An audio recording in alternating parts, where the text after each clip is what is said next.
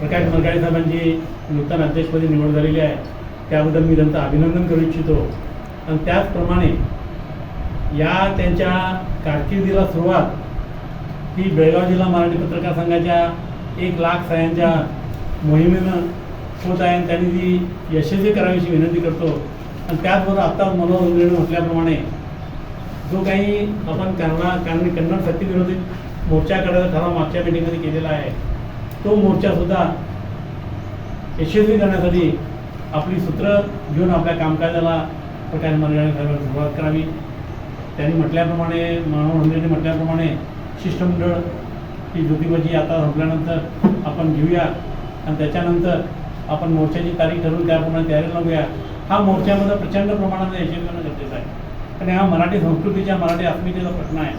कारण बेळगावमध्ये त्यांनी सांगतात की कायद्याप्रमाणे 60% कन्नड आणि 40% इतर भाषा.